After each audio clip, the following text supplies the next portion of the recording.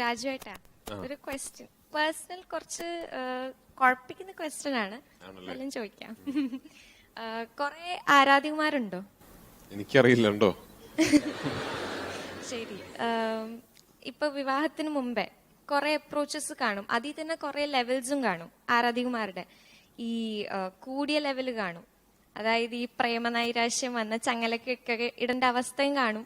ചിലവരുണ്ടാവും ഒരു ആരാധനയും കാണില്ല, എന്നാ വെറുതെ ഭയങ്കര ആരാധനയാന്ന് കാണിക്കും. ഇപ്പൊ വിവാഹത്തിന് ശേഷം ചിലവര് പ്രണയാഭ്യർത്ഥനകളായി വരാറുണ്ടോ?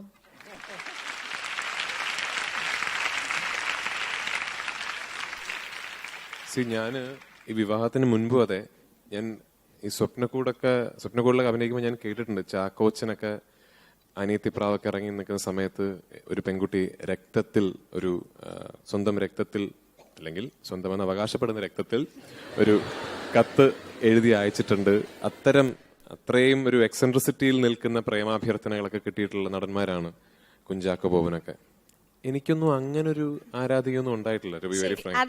അങ്ങനൊരു അപ്പൊ എന്താണ് ശരിക്കുള്ള ക്വസ്റ്റ്യൻ? പബ്ലിക്കിൽ ഞാനൊരു പ്രപ്പോസൽ നടത്തുക, ഐ ലവ് യു എന്ന് പറയുകയാണെങ്കിൽ അതെങ്ങനെ ഹാൻഡിൽ ചെയ്യും? പറയൂ ഐ ലവ് യു എന്ന് പറയൂ കുട്ടി, ഐ ലവ് യു എന്ന് പറയൂ. കണ്ടോ ആ കുട്ടിക്ക് അതാണ്. പറയൂ. കോളേജിന്റെ മാനം കളയരുത്. I love U.